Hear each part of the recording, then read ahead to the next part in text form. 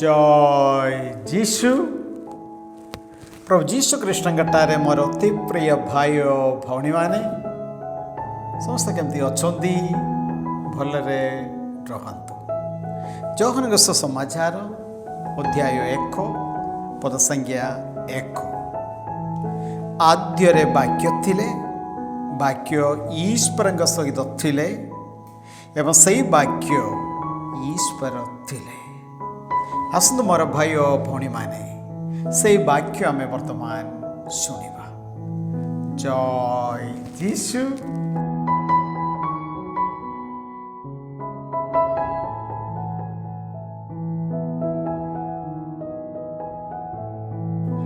नियमावृत्ति अध्याय 1। विशद व्याख्यार आरंभ। इस्राएल जनता प्रति मोसेसंक द्वारा कथित उपदेश वाक्य यह। जोर्दानर अपर पार्श्वस्थ मरु प्रांतर पारान, तोफेल, लाबान, हासेरत, दिशाहाब प्रभृति स्थान मानक मध्यवर्ती सुप सम्मुखस्थ आराबारे अवस्थान करिबा समय रे मोसेस यह विज्ञापन कले। हरेब ठारू सेर पर्वत दे कादेश बारनेआ पर्यंत 11 दिन यात्रार दूरत्व अटे। इस्राएल जनता प्रति मोसेसंक माध्यम प्रभु प्रदत्त समस्त आज्ञावली को 43तम वर्षर 11 मासर प्रथम दिवस से पुनराय घोषणा कले। हेशबोन रे अवस्थान करिथिबा आमोरीय राजा सिहन और आस्थारत तथा एद्रेई रे बास करिथिबा बासानर राजा अगंकु युद्ध रे परास्त करिबा परे से एही उपदेश वाक्य देइथिले। जोर्दानर अपर पार्श्वस्थ मोआबरे अवस्थान करी मोसेस एही विधि विधान को एपरी भावे विशद व्याख्या करने को आरंभ कले। प्रभु आम ईश्वर हरेब ठारे आम मानंकु एहा कहिथिले, तुमे माने एही पर्वत सम्मुखरे बहु काल धरी अटकाई अछ। सुतरां एही स्थान परित्याग करी आमरीय मानंक बसती स्थान पर्वतांचल को प्रस्थान कर। सेमानंक प्रतिवेशी गण अवस्थान करुथिबा आराबा पर्वतांचल, समतल प्रदेश और गेनेब तथा समुद्र उपकूल देश को गमन कर। कानानीय मानंक बसती स्थान और लेबानन एवं महानदी यूफ्रेटिस पर्यंत प्रस्थान कर। देख, ए समस्त देश मु तुम हस्तरे समर्पण करिअछि। तुम पितृपुरुष गण अब्राहम, इसहाक और जाकुबंक निकटरे सेमानंकु तथा सेमानंक वंशधर मानंक प्रति प्रदान करिबा पई प्रभुंक द्वारा प्रतिज्ञानुबद्ध देश को जाई ताहा करायत्त कर।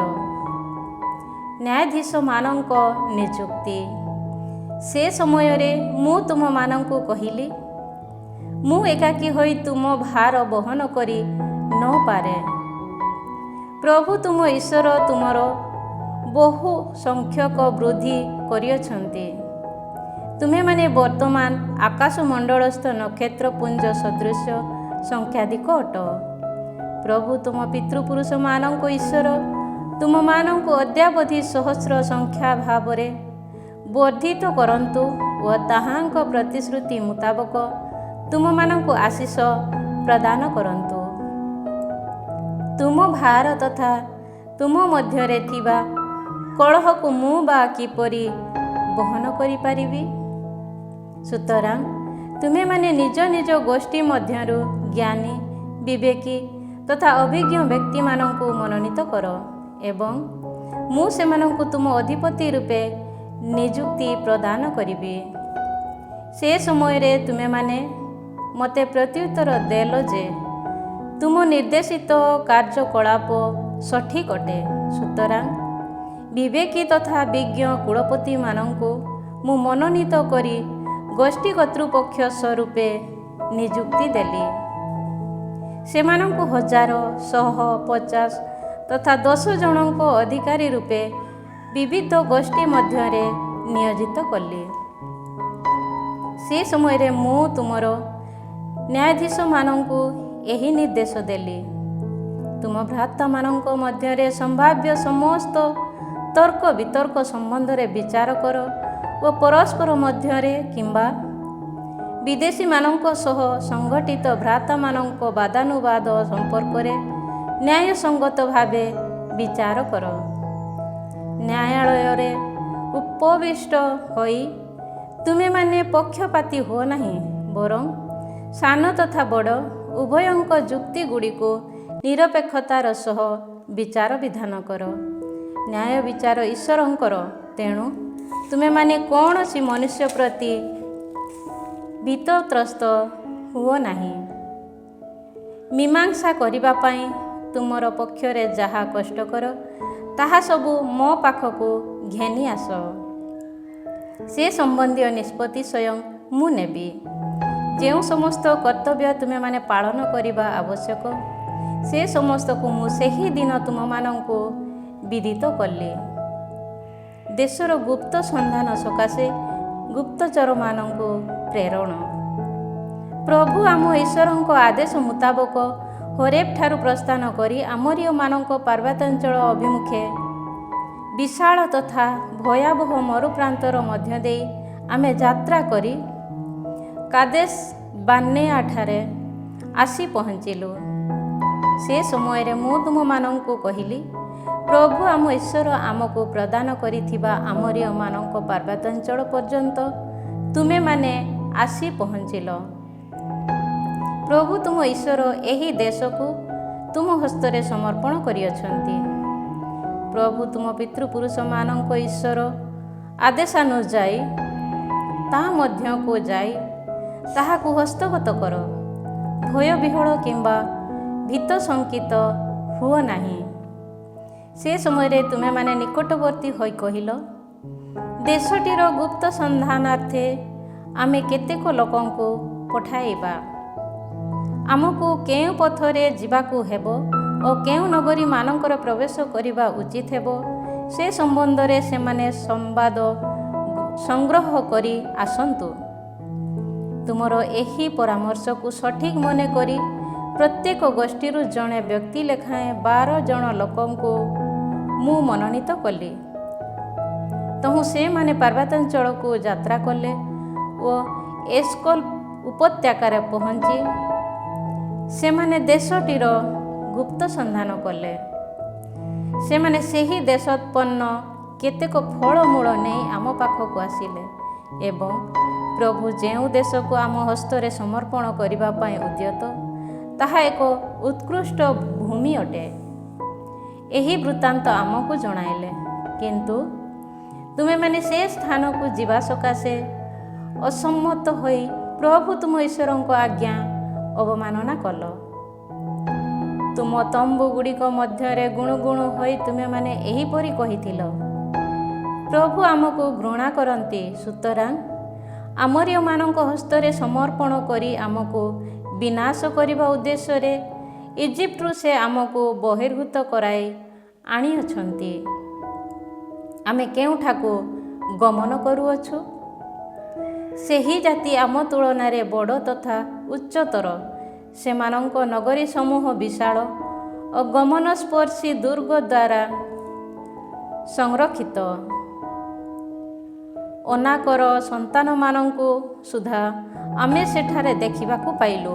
ଏହିପରି କହି ଆମ ଭ୍ରାତାଗଣ ଆମକୁ ନିରୁତ୍ସାହିତ କରିଅଛନ୍ତି। ସେ ସମୟରେ ମୁଁ ତୁମମାନଙ୍କୁ କହିଲି, ସେମାନଙ୍କ ସମ୍ବନ୍ଧରେ ଶଙ୍କିତ କିମ୍ବା ଭୟଭୀତ ହୁଅ ନାହିଁ। ତୁମ ସମ୍ମୁଖ ଗମନକାରୀ ପ୍ରଭୁ ତୁମ ଈଶ୍ୱର ତୁମ ଦୃଷ୍ଟିରେ ଇଜିପ୍ଟରେ ଯେପରି ତୁମ ନିମନ୍ତେ ସଂଗ୍ରାମ କରିଥିଲେ, ବର୍ତ୍ତମାନ ମଧ୍ୟ ତୁମ ନିମନ୍ତେ ସେହିପରି ସମର କରିବେ। ଜଣେ ପିତା ନିଜ ପୁତ୍ରକୁ ବହନ କରି ଯିବା ସଦୃଶ ତୁମେମାନେ ଏହିଠାରେ ଆସି ପହଞ୍ଚିବା ପର୍ଯ୍ୟନ୍ତ ପ୍ରଭୁ ତୁମ ଈଶ୍ୱର ତୁମ ଗନ୍ତବ୍ୟ ପଥ ଦେଇ ତୁମକୁ ବହନ କରି ଯାତ୍ରା କରିଥିବା ବିଷୟ ତୁମେ ମରୁ ପ୍ରାନ୍ତରରେ ଦେଖିଅଛ। ସେ ସମସ୍ତ ଦେଖିବା ସତ୍ତ୍ୱେ ତୁମେମାନେ ପ୍ରଭୁ ତୁମ ଈଶ୍ୱରଙ୍କଠାରେ ବିଶ୍ୱାସ ସ୍ଥାପନ କଲ ନାହିଁ। ଛାଉଣି ପକାଇବା ଉଦ୍ଦେଶ୍ୟରେ ସ୍ଥାନ ସନ୍ଧାନ କରି ସେ ତୁମ ସମ୍ମୁଖରେ ଯାତ୍ରା କରିଥିଲେ। ତୁମ ସକାଶେ ବାଟ କଢ଼ାଇବା ନିମନ୍ତେ ସେ ରାତ୍ରିରେ ଅଗ୍ନି ମଧ୍ୟରେ ଓ ଦିବସରେ ମେଘ ମଧ୍ୟରେ ତୁମ ସମ୍ମୁଖରେ ଗମନ କରିଥିଲେ। ଅବିଶ୍ୱାସ ଯୋଗୁଁ ଶାସ୍ତି ବିଧାନ। ତୁମର କଥନ ଶୁଣି ପ୍ରଭୁ କ୍ରୁଦ୍ଧ ହେଲେ। ତହୁଁ ସେ ଶପଥ କରି କହିଲେ, ଏହି ଦୃଷ୍ଟାଚାରୀ ବଂଶରୁ ଜଣେ ବ୍ୟକ୍ତି ସୁଦ୍ଧା ତୁମ ପିତୃପୁରୁଷମାନଙ୍କ ନିକଟରେ ମୋ ଦ୍ୱାରା ପ୍ରତିଜ୍ଞାନୁବଦ୍ଧ ଦେଶର ଦର୍ଶନ ଲାଭ କରିବ ନାହିଁ। କେବଳ ଜେଫୁନେର ପୁତ୍ର କାଲେବ ତାହା ଦର୍ଶନ କରିବ। ହଁ, ସେ ତାହା ଦେଖିବାକୁ ପାଇବ। ତାହାର ପଦସ୍ପର୍ଶିତ ହୋଇଥିବା ସ୍ଥାନ ମୁଁ ତାକୁ ଓ ତାର ସନ୍ତାନମାନଙ୍କୁ ପ୍ରଦାନ କରିବି, କାରଣ ସେ ସମ୍ପୂର୍ଣ୍ଣ ଭାବେ ମୋର ଅନୁସରଣ କରିଅଛି। ତୁମ ଯୋଗୁଁ ପ୍ରଭୁ ମୋ ପ୍ରତି ମଧ୍ୟ କୁପିତ ହେଲେ। ତେଣୁ ସେ କହିଲେ, ତୁମେ ମଧ୍ୟ ସେଠାରେ ପ୍ରବେଶ କରିବ ନାହିଁ। ନୁନଙ୍କ ପୁତ୍ର ତଥା ତୁମ ସହାୟକ ଯଶୁଆ ସେଠାରେ ପ୍ରବେଶ କରିବ। ତାକୁ ଉତ୍ସାହିତ କର, କାରଣ ତା ଜରିଆରେ ଇସ୍ରାଏଲ ସେ ସ୍ଥାନରେ ଅଧିକାରାଂଶ ପ୍ରାପ୍ତ ହେବ। କିନ୍ତୁ ଯେଉଁମାନେ ଶତ୍ରୁମାନଙ୍କ ଶିକାର ହେବେ ବୋଲି ତୁମେମାନେ ଆତଙ୍କିତ ହୋଇଥିଲ, ସେହି ତୁମ ଶିଶୁଗଣ ଓ ଭଲମନ୍ଦ ବିଷୟକୁ ଚିହ୍ନି ପାରିବା ପାଇଁ ଅଦ୍ୟାବଧି ବୟପ୍ରାପ୍ତ ହୋଇ ନଥିବା ଶିଶୁଗଣ ସେଠାରେ ପ୍ରବେଶ କରିବେ। ସେହି ଦେଶକୁ ମୁଁ ସେମାନଙ୍କ ପାଇଁ ପ୍ରଦାନ କରିବି। ସୁତରାଂ ତୁମେ ସମସ୍ତେ ବୁଲି ପଡ଼ି ଲୋହିତ ସାଗର ଅଭିମୁଖେ ମରୁ ପ୍ରାନ୍ତରକୁ ଯାତ୍ରା କର। ସେ ସମୟରେ ପ୍ରଭୁଙ୍କ ବିରୁଦ୍ଧରେ ଆମେ ପାପ କଲୁ। ପ୍ରଭୁ ଆମ ଈଶ୍ୱରଙ୍କ ଆଜ୍ଞାର ଅନୁଗମନ ହୋଇ ଆମେ ସମର କରିବୁ। ତୁମେମାନେ ମୋତେ ଏହିପରି କହିଥିଲ। ତତ୍ପରେ ତୁମ ମଧ୍ୟରୁ ପ୍ରତ୍ୟେକ ସଶସ୍ତ୍ରଧାରୀ ହେଲ ଓ ପାର୍ବତ୍ୟାଞ୍ଚଳକୁ ପ୍ରସ୍ଥାନ କରିବା ଅନାୟାସ କାର୍ଯ୍ୟକଳାପ ସଦୃଶ ଭାବି ନେଇଥିଲ।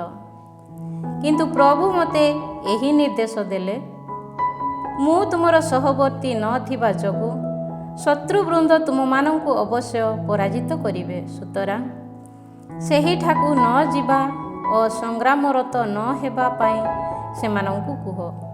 ଯଦିଓ ସେହି ଆଦେଶ ମୁଁ ତୁମକୁ ଅବଗତ କଲି, ତଥାପି ତୁମେମାନେ କାହା ପ୍ରତି କର୍ଣ୍ଣପାତ କଲ ନାହିଁ, ବରଂ ପ୍ରଭୁଙ୍କ ନିର୍ଦ୍ଦେଶକୁ ଅବମାନନା କରି ଅହଙ୍କାରର ପୂର୍ବକ ପାର୍ବତ୍ୟାଞ୍ଚଳକୁ ପ୍ରସ୍ଥାନ କଲ।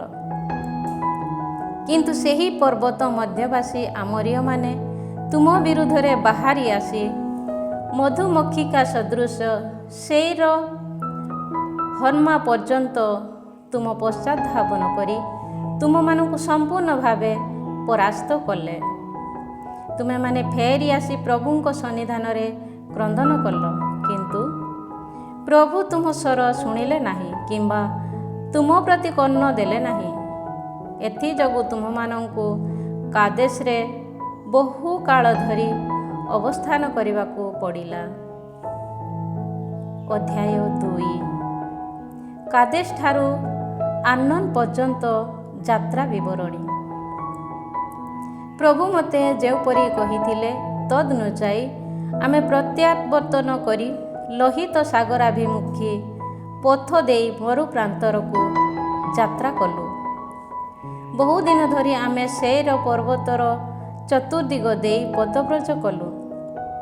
ସେ ସମୟରେ ପ୍ରଭୁ ମୋତେ କହିଲେ, ଏହି ପର୍ବତକୁ ବେଷ୍ଟନ କରି ତୁମମାନଙ୍କର ଗମନାଗମନ ଯଥେଷ୍ଟ ହେଲା।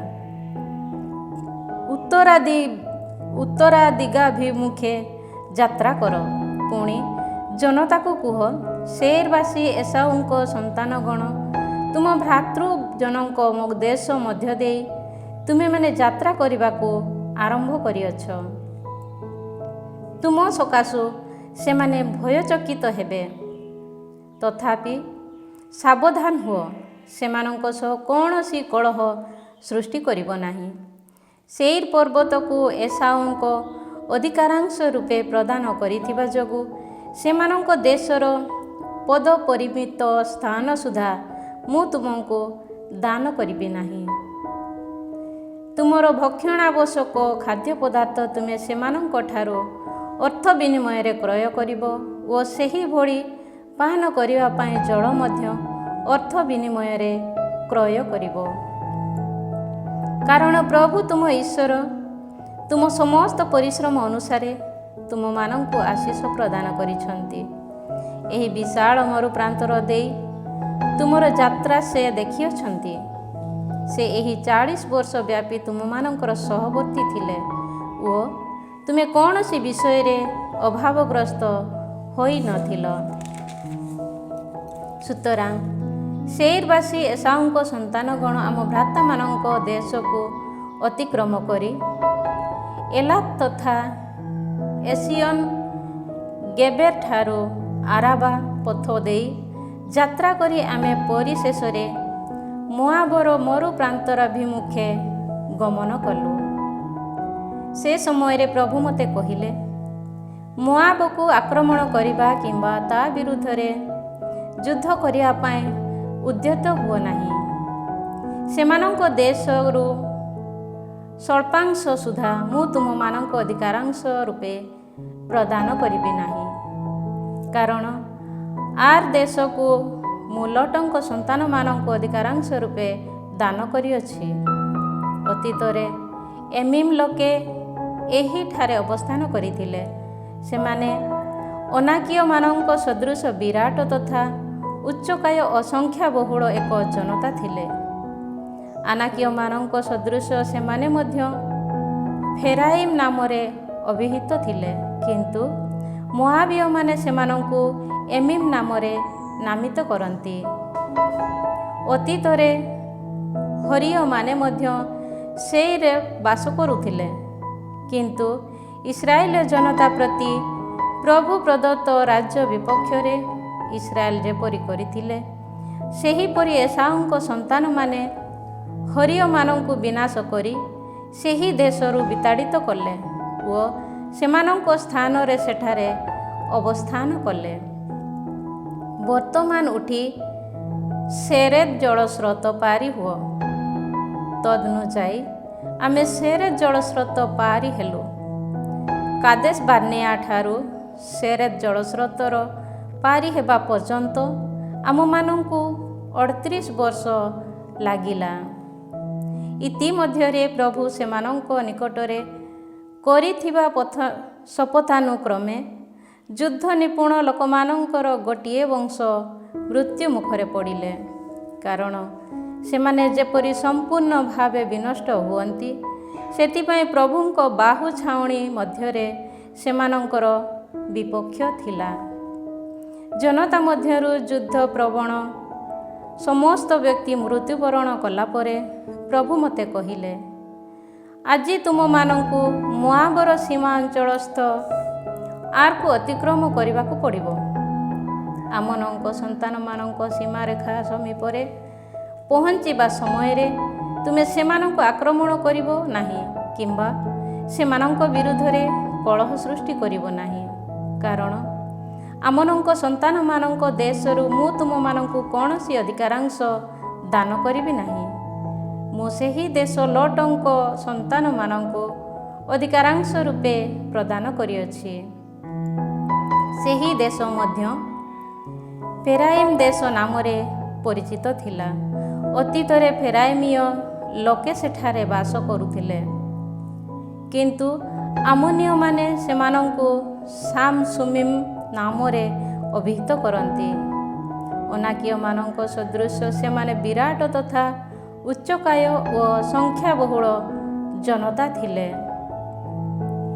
କିନ୍ତୁ ପ୍ରଭୁ ସେମାନଙ୍କୁ ଆମୋନୀୟମାନଙ୍କ ସମ୍ମୁଖରେ ବିଧ୍ୱସ୍ତ କଲେ।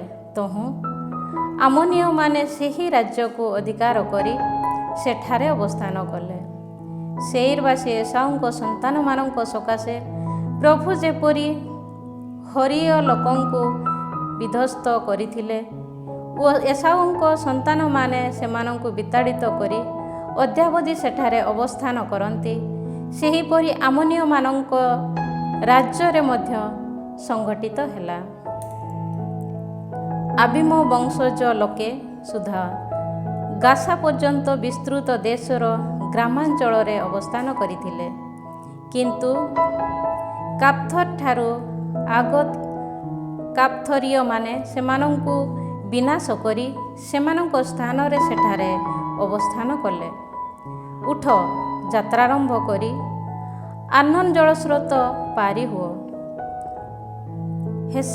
ହେଶେବନବାସୀ ଆମୋରୀୟ ରାଜା ସିହୋନ ଓ ତାଙ୍କ ରାଜ୍ୟକୁ ମୁଁ ତୁମ ହସ୍ତରେ ସମର୍ପଣ କରିଅଛି। ସମର କରି ତାହାକୁ ହସ୍ତଗତ କରିବାକୁ ଆରମ୍ଭ କର। ଆଜି ମୁଁ ନଭମଣ୍ଡଳସ୍ଥ ନିମ୍ନସ୍ଥିତ ସମସ୍ତ ଜାତି ପ୍ରତି ତୁମ ଯୋଗୁଁ ଶଙ୍କା ତଥା ଭୟ ସୃଷ୍ଟି କରିବି। ତୁମ ସମ୍ବନ୍ଧୀୟ ସମ୍ବାଦ ଶୁଣିବାକୁ ପାଇ ସେମାନେ ଭୀତତ୍ରସ୍ତ ହୋଇ ପ୍ରକମ୍ପିତ ହେବେ ଓ ସେମାନେ ଯନ୍ତ୍ରଣା ଅନୁଭବ କରିବେ। ସିହୋନଙ୍କ ପରାଜୟ। ତଦନୁଯାୟୀ କେଦେମତ ମରୁପ୍ରାନ୍ତରରୁ ହେଶେବନର ରାଜା ସିହୋନଙ୍କ ପାଖକୁ ଏହି ପ୍ରକାରେ ଶାନ୍ତି କାମନା କରି ମୁଁ ଦୂତମାନଙ୍କୁ ପଠାଇଲି, ତୁମ ରାଜ୍ୟକୁ ଅତିକ୍ରମ କରି ଯାତ୍ରା କରିବାକୁ ମୋତେ ଅନୁମତି ଦିଅ। ମୁଁ କେବଳ ରାଜପଥ ଦେଇ ଗମନ କରିବି, ଦକ୍ଷିଣ କିମ୍ବା ବାମ ପାର୍ଶ୍ୱରେ ମୁଁ ଘୂରିତ ହେବି ନାହିଁ। ମୋର ଭୋଜନ ପାଇଁ ଖାଦ୍ୟ ପଦାର୍ଥ ଓ ପାନ କରିବା ପାଇଁ ଜଳକୁ ଅର୍ଥ ବିନିମୟରେ ମୋତେ ତୁମେ ବିକ୍ରୟ କରିବ। ପଦବ୍ରଜ ପୂର୍ବକ ଗମନ କରିବାକୁ ମୋତେ ଅନୁମତି ଦେଲେ ଯଥେଷ୍ଟ ହେବ। ସେଇରବାସୀ ଏସାଉଙ୍କ ସନ୍ତାନମାନେ ଓ ଆର୍ଠାରେ ଅବସ୍ଥାନ କରିଥିବା ମୋଆବୀୟ ଲୋକେ କରିଥିବା ଭଳି ଜର୍ଦାନର ଅପର ପାର୍ଶ୍ୱରେ ପ୍ରଭୁ ଆମ ଈଶ୍ୱର ଆମକୁ ପ୍ରଦାନ କରିଥିବା ଦେଶକୁ ପ୍ରସ୍ଥାନ କରିବା ପାଇଁ ଆମକୁ ଅନୁମତି ଦିଅ। କିନ୍ତୁ ହେଶେବନର ରାଜା ସିହୋନ ସ୍ୱଦେଶ ମଧ୍ୟ ଦେଇ ଆମକୁ ଯାତ୍ରାନୁମତି ଦେଲେ ନାହିଁ, କାରଣ ଆଜି ତୁମେମାନେ ଦେଖିପାରିଥିବା ଭଳି ତାଙ୍କୁ ତୁମ ହସ୍ତରେ ସମର୍ପଣ କରିବା ଉଦ୍ଦେଶ୍ୟରେ ପ୍ରଭୁ ତୁମ ଈଶ୍ୱର ତାଙ୍କର ମନକୁ କଠିନ ଓ ହୃଦୟକୁ ଅନମନୀୟ କରିଥିଲେ। ତହୁଁ ପ୍ରଭୁ ମୋତେ କହିଲେ, ଦେଖ, ସିହୋନ ଓ ତାଙ୍କ ରାଜ୍ୟ ମୁଁ ତୁମ ହସ୍ତରେ ସମର୍ପଣ କରିଅଛି। ତାଙ୍କର ରାଜ୍ୟକୁ ହସ୍ତଗତ କରି ନିଜସ୍ୱ କରିବା ପାଇଁ ଆରମ୍ଭ କର। ଏହାପରେ ସିହୋନ ନିଜ ପ୍ରଜାଗଣ ସହ ଆମ ବିରୁଦ୍ଧରେ ଯୁଦ୍ଧ କରିବା ପାଇଁ ଜାହାଜକୁ ଆସିଲେ। ପ୍ରଭୁ ଆମ ଈଶ୍ୱର ତାଙ୍କୁ ଆମ ହସ୍ତରେ ସମର୍ପଣ କଲେ। ତହୁଁ ଆମେ ତାଙ୍କୁ ଓ ତାଙ୍କ ସନ୍ତାନ ତଥା ପ୍ରଜାମାନଙ୍କୁ ପରାଜିତ କଲୁ। ତାଙ୍କ ଅଧୀନସ୍ଥ ସମସ୍ତ ନଗରୀ ଆମେ ଅଧିକାର କଲୁ। ନାରୀ ତଥା ଶିଶୁଗଣ ସମେତ ସେଠାକାର ବାସିନ୍ଦା ସମସ୍ତ ବ୍ୟକ୍ତିଙ୍କୁ ଆମେ ନିଧନ କଲୁ। କେହି ହେଲେ ଅବଶିଷ୍ଟ ରହିଲେ ନାହିଁ। ଗପଲ ତଥା ଅଧିକୃତ ନଗରୀ ସମୂହ ଅନ୍ତର୍ଭୁକ୍ତ ଅନ୍ୟାନ୍ୟ ଲୁଣ୍ଠିତ ଦ୍ରବ୍ୟ ମାତ୍ର ଆମେ ନିଜ ପାଇଁ ସଞ୍ଚୟ କଲୁ। ଆର୍ନୋନ ଜଳସ୍ରୋତ ପାର୍ଶ୍ୱସ୍ଥ ଆରୋଏର ତଥା ଉପତ୍ୟକାସ୍ଥିତ ନଗରୀଠାରୁ ଗିଲିଆଦ ପର୍ଯ୍ୟନ୍ତ ଏପରି କିଛି ନଗରୀ ରହିଲା ନାହିଁ, ଯାହାକି ଆମ ସାମ୍ବିଧାକାର ଭୁକ୍ତ ହୋଇନଥିଲା। ପ୍ରଭୁ ଆମ ଈଶ୍ୱର ସେ ସମସ୍ତ ଆମ ହସ୍ତରେ ସମର୍ପଣ କଲେ। ଯାବୋକ ନଦୀ ତଟସ୍ଥ ତଥା ପାର୍ବତ୍ୟାଞ୍ଚଳ ସ୍ଥିତ ନଗରୀ ସମୂହ ଅନ୍ତର୍ଭୁକ୍ତ ଆମୋନୀୟମାନଙ୍କ ରାଜ୍ୟ ଏବଂ ପ୍ରଭୁ ଆମ ଈଶ୍ୱର ନିଷେଧ କରିଥିବା କୌଣସି ସ୍ଥାନରେ ତୁମେମାନେ ପ୍ରବେଶ କରିବ ନାହିଁ। ଅଧ୍ୟାୟ 3। ଅଗଙ୍କ ପରାଜୟ। ତତ୍ପରେ ଆମେ ବାସାନ ଅଭିମୁଖେ ଯାତ୍ରା କଲୁ। ସେ ସମୟରେ ବାସାନର ରାଜା ଅଗ୍ ନିଜ ପ୍ରଜାମଣ୍ଡଳୀ ସହ ଆମ ବିରୁଦ୍ଧରେ ଯୁଦ୍ଧ ନିମନ୍ତେ ଏଦ୍ରେଇକୁ ଆସିଲେ, କିନ୍ତୁ ପ୍ରଭୁ ମୋତେ କହିଲେ, ତାଙ୍କ ପ୍ରତି ଭୀତପ୍ରସ୍ତ ହୁଅ ନାହିଁ। ତାଙ୍କୁ ଓ ତାଙ୍କ ପ୍ରଜା ତଥା ରାଜ୍ୟକୁ ମୁଁ ତୁମ ହସ୍ତରେ ସମର୍ପଣ କରିଅଛି। ହେଶବୋନବାସୀ ଆମୋରୀୟ ରାଜା ସିହୋନଙ୍କ ପ୍ରତି ତୁମେ ଯାହା ସବୁ କରିଥିଲ, ତାହା ତାଙ୍କ ପ୍ରତି ମଧ୍ୟ କର। ତଦନୁଯାୟୀ ପ୍ରଭୁ ଆମ ଈଶ୍ୱର ବାସାନର ରାଜା ଅଗଙ୍କୁ ମଧ୍ୟ ସ୍ୱଜନ ସମେତ ଆମ ହସ୍ତରେ ସମର୍ପଣ କଲେ ଓ ଆମେ ସେମାନଙ୍କୁ ସମୂଳେ ସଂହାର କଲୁ। କେହି ହେଲେ ଅବଶିଷ୍ଟ ରହିଲା ନାହିଁ। ଆମେ ସେହିଦିନ ତାଙ୍କର ସମସ୍ତ ନଗରୀ ଅଧିକାର କଲୁ। ଅଧିକୃତ ହୋଇ ନଥିବା କୌଣସି ନଗରୀ ମଧ୍ୟ ଅବଶିଷ୍ଟ ରହିଲା ନାହିଁ। ବାସାନର ରାଜା ଅଗଙ୍କ ରାଜ୍ୟ 60ଟି ନଗରୀ ଅନ୍ତର୍ଭୁକ୍ତ ଏକ ପ୍ରଦେଶ ଥିଲା।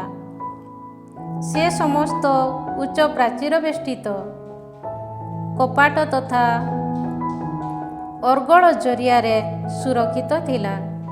ଏହା ବ୍ୟତୀତ ପ୍ରାଚୀର ବେଷ୍ଟି ନଥିବା ଅନ୍ୟାନ୍ୟ ବହୁ ସଂଖ୍ୟକ ଗ୍ରାମ ମଧ୍ୟ ଥିଲା। ସେ ସମସ୍ତ ଆମେ ସମୂଳେ ବିଧ୍ୱସ୍ତ କଲୁ।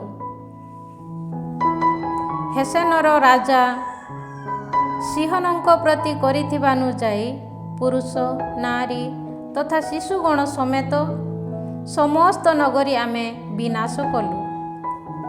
କିନ୍ତୁ ନଗରୀ ମଧ୍ୟରୁ ଗୋପୋଲ ତଥା ଅନ୍ୟାନ୍ୟ ଲୁଣ୍ଠିତ ଦ୍ରବ୍ୟ ଆମେ ସଞ୍ଚୟ କଲୁ।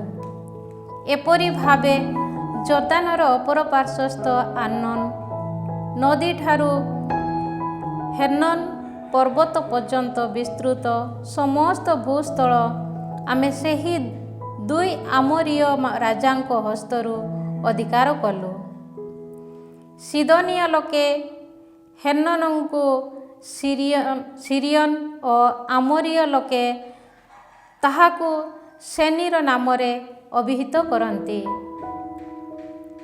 ସମତଳ ପ୍ରଦେଶସ୍ଥ ସମସ୍ତ ନଗରୀ, ସମଗ୍ର ଗିଲିଆଦ, ବାସାନର ରାଜା ଅଗଙ୍କ ରାଜ୍ୟ ମଧ୍ୟବର୍ତ୍ତୀ ନଗରୀ, ସାଲେଖା ଓ ଏଦ୍ରେଇ ପର୍ଯ୍ୟନ୍ତ ବିସ୍ତୃତ ସମଗ୍ର ଅଞ୍ଚଳ ଆମର ହସ୍ତଗତ ହେଲା। ଫେରାଇମ ବଂଶ ମଧ୍ୟରୁ ବାସାନର ରାଜା ଅଗ କେବଳ ଅବଶିଷ୍ଟ ରହିଲେ। ତାଙ୍କର ଶଯ୍ୟା ଲୌହ ନିର୍ମିତ ଥିଲା। ତାହା କ'ଣ ଅଦ୍ୟାବଧି ଆମୋନୀୟମାନଙ୍କ ରାବାରେ ଅବସ୍ଥିତ ନାହିଁ? ସାଧାରଣ ମାପ ଅନୁଯାୟୀ ତାହା 9 ହାତ ଦୈର୍ଘ୍ୟ ତଥା 4 ହାତ ପ୍ରସ୍ଥ ବିଶିଷ୍ଟ ଥିଲା। ସେହି ଦେଶ ଯେବେ ଆମର କରାୟତ୍ତ ହେଲା, ତେବେ ଆର୍ନୋନ ନଦୀ ତୀରସ୍ଥ ଆରୋଏର ଠାରୁ ଗିଲିଆଦ ପାର୍ବତ୍ୟାଞ୍ଚଳ ଅର୍ଦ୍ଧାଂଶ ପର୍ଯ୍ୟନ୍ତ ବିସ୍ତୃତ ରାଜ୍ୟ ତଥା ସେଠାକାର ନଗରୀ ସମୂହ ମୁଁ ରେଉବେନ ଓ ଗାଦ ଗୋଷ୍ଠୀର ଲୋକଙ୍କୁ ପ୍ରଦାନ କଲି। ଗିଲିଆଦର ଅବଶିଷ୍ଟାଂଶ ତଥା ଅଗଙ୍କ ରାଜ୍ୟ ସମଗ୍ର ବାସାନ ଅର୍ଥାତ୍ ସମଗ୍ର ଆର୍ଗୋବ ପ୍ରଦେଶକୁ ମୁଁ ମାନସେଙ୍କ ଅର୍ଦ୍ଧ ଗୋଷ୍ଠୀ ପାଇଁ ପ୍ରଦାନ କଲି। ବାସାନ ରେଫାଇମୀୟ ଦେଶ ନାମରେ ଅଭିହିତ ହେଲା। ଗେଶୁରୀୟ ତଥା ମାକାଥୀୟମାନଙ୍କ ସୀମାରେଖା ପର୍ଯ୍ୟନ୍ତ ବିସ୍ତୃତ ଆର୍ଗୋବ ପ୍ରଦେଶକୁ ମାନସେ ଗୋଷ୍ଠୀଜ ଜାଇର କରାୟତ୍ତ କଲା। ନିଜ ନାମ ଅନୁସାରେ ସେ ସମସ୍ତକୁ ହାବୋତ ଜାଇର ନାମରେ ନାମିତ କଲା। ମାଖିରଙ୍କ ପ୍ରତି ମୁଁ ଗିଲିଆଦ ଦାନ କଲି। ଗିଲିଆଦ ଠାରୁ ଆର୍ନୋନ ପର୍ଯ୍ୟନ୍ତ ବିସ୍ତୃତ ଦେଶକୁ ମୁଁ ରେଉବେନ ଓ ଗାଦ ଗୋଷ୍ଠୀର ଲୋକମାନଙ୍କୁ ପ୍ରଦାନ କଲି। ନଦୀଟିର ମଧ୍ୟଭାଗ ସେମାନଙ୍କ ସୀମାରେଖା ହେବ। ଆମୋନୀୟମାନଙ୍କ ସୀମା ସହରଦସ୍ଥ ଯାକୋବ ନଦୀ ପର୍ଯ୍ୟନ୍ତ ସେହି ଦେଶ ପରିବ୍ୟାପ୍ତ। ଜର୍ଦାନ ସୀମା ସହରଦସ୍ଥ ଆରାବା ତଥା କିନେରେତ ଠାରୁ ପିସ୍ଗା ପର୍ବତର ଉଠାଣିଆ ପ୍ରଦେଶର ନିମ୍ନସ୍ଥିତ ଲବଣ ସାଗର ଅର୍ଥାତ୍ ଆରାବା ସାଗର ପର୍ଯ୍ୟନ୍ତ ବିସ୍ତୃତ ସମଗ୍ର ଦେଶ ମୁଁ ସେମାନଙ୍କୁ ଦାନ କଲି। ସେ ସମୟରେ ମୁଁ ସେମାନଙ୍କୁ ଏହି ନିର୍ଦ୍ଦେଶ ଦେଲି, ପ୍ରଭୁ ତୁମର ଈଶ୍ୱର ଏହି ଦେଶକୁ ତୁମ ଅଧିକାରାଧୀନ କରିବା ପାଇଁ ତୁମମାନଙ୍କୁ ପ୍ରଦାନ କରିଅଛନ୍ତି। ତୁମ ମଧ୍ୟରୁ ବଳଶାଳୀ ଶରୀର ବିଶିଷ୍ଟ ସମସ୍ତ ପୁରୁଷ ସଶସ୍ତ୍ରଧାରୀ ହୋଇ ତୁମ ଭାତୃବୃନ୍ଦ ଇସ୍ରାଏଲ ଜନତା ସମ୍ମୁଖରେ ପ୍ରସ୍ଥାନ କରିବେ। କିନ୍ତୁ ତୁମ ପତ୍ନୀ ଶିଶୁ ତଥା ଗୋପଲ ତୁମମାନଙ୍କର ବହୁ ସଂଖ୍ୟକ ଗୋପଲ ଅଛି ବୋଲି ମୁଁ ଜାଣେ। ତୁମ ପ୍ରତି ମୋ ଦ୍ୱାରା ପ୍ରଦତ୍ତ ନଗରୀମାନଙ୍କରେ ଅବସ୍ଥାନ କରନ୍ତୁ।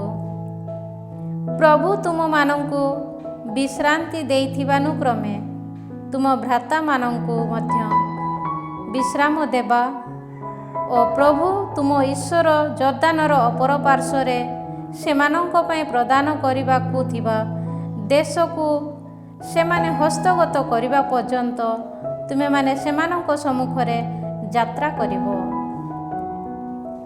ତତ୍ପରେ ମୋ ଦ୍ୱାରା ତୁମ ପ୍ରତି ପ୍ରଦତ୍ତ ଅଧିକାରାଂଶ ମଧ୍ୟକୁ ତୁମେମାନେ ପ୍ରତ୍ୟାବର୍ତ୍ତନ କରିପାରିବ। ସେହିଦିନ ମୁଁ ଯୋଶୁଆଙ୍କୁ ଏହି ଆଜ୍ଞା ଦେଲି, ଏହି 2 ଜଣ ରାଜାଙ୍କ ପ୍ରତି ପ୍ରଭୁ ତୁମ ଈଶ୍ୱର ଯାହା ସବୁ ସାଧନ କରିଛନ୍ତି ତୁମେ ତାହା ଦେଖିଅଛ। ଯେଉଁ ରାଜ୍ୟ ସମୂହ ଦେଇ ତୁମେ ଗମନ କରିବ, ପ୍ରଭୁ ସେହିପରି ଭାବେ ସେ ସମସ୍ତ ପ୍ରତି ମଧ୍ୟ ସାଧନ କରିବେ। ସେମାନଙ୍କ ପ୍ରତି ଭୟଭୀତ ହୁଅ ନାହିଁ, କାରଣ ପ୍ରଭୁ ତୁମ ଈଶ୍ୱର ହିଁ ତୁମ ନିମନ୍ତେ ସଂଗ୍ରାମ କରନ୍ତି। ଏହାପରେ ମୁଁ ପ୍ରଭୁଙ୍କ ସନ୍ନିଧାନରେ ଏପରି ପ୍ରାର୍ଥନା କଲି, ପ୍ରଭୁ ହେ ଈଶ୍ୱର, ତବ ମହତ୍ ତଥା ପରାକ୍ରମ ତବ ଦାସକୁ ଦର୍ଶାଇବା ପାଇଁ ତୁମେ ଆରମ୍ଭ କରିଅଛ। ଏଭଳି ଶକ୍ତିଶାଳୀ କାର୍ଯ୍ୟକଳାପର ସାଧନ ପାଇଁ ସକ୍ଷମ ଅନ୍ୟ ଜଣେ ଦେବ ତୁମ ତୁଳନାରେ ସ୍ୱର୍ଗ ବା ମର୍ତ୍ତ୍ୟରେ କିଏ ଅଛି? ଜର୍ଦାନର ଅପର ପାର୍ଶ୍ୱସ୍ଥ ସେହି ଉତ୍କୃଷ୍ଟ ଭୂମି, ମନୋହର ପାର୍ବତ୍ୟାଞ୍ଚଳ ତଥା ଲେବାନନକୁ ପରିଦର୍ଶନ କରିବା ପାଇଁ ମୋତେ ଅନୁମତି ଦିଅ, ଏହା ମୋର ପ୍ରାର୍ଥନା। କିନ୍ତୁ ତୁମ ସକାଶୁ ପ୍ରଭୁ ମୋ ବିରୁଦ୍ଧରେ କ୍ରୁଦ୍ଧ ହେଲେ, ସୁତରାଂ ସେ ମୋର ନିବେଦନ ପ୍ରତି କର୍ଣ୍ଣପାତ କଲେ ନାହିଁ। ସେ ମୋତେ କହିଲେ, ଯଥେଷ୍ଟ ହେଲା, ଏହା ସମ୍ପର୍କରେ ତୁମେ ଆଉ କେବେ ମୋ ସନ୍ନିଧାନରେ ବାର୍ତ୍ତାଳାପ କରିବ ନାହିଁ। ପିସ୍ଗା ପର୍ବତ ଆରୋହଣ କର ଓ ଚକ୍ଷୁ ଉତ୍ତୋଳନ କରି ପଶ୍ଚିମ ତଥା ଉତ୍ତର, ଦକ୍ଷିଣ ତଥା ପୂର୍ବ ଦିଗାନୁମୁଖେ ତୁମେ ଅବଲୋକନ କର। କିନ୍ତୁ ଏହି ଜର୍ଦାନକୁ ତୁମେ ଅତିକ୍ରମ କରିପାରିବ ନାହିଁ। ପୁଣି ଯୋଶୁଆଙ୍କୁ ନିର୍ଦ୍ଦେଶ ଦିଅ, ତାକୁ ଉଦ୍ଦୀପିତ ତଥା ଦୃଢ଼ୀଭୂତ କର, କାରଣ ସେ ଏହି ଜନତାକୁ ଜର୍ଦାନର ଅପର ପାର୍ଶ୍ୱକୁ ଆନୟନ କରିବ ଓ ତୁମେ ଯେଉଁ ଦିଗ ପରିଦର୍ଶନ କରିବ ତାହା ସେ ସେମାନଙ୍କୁ ଅଧିକାରାଂଶ ରୂପେ ପ୍ରଦାନ କରିବ।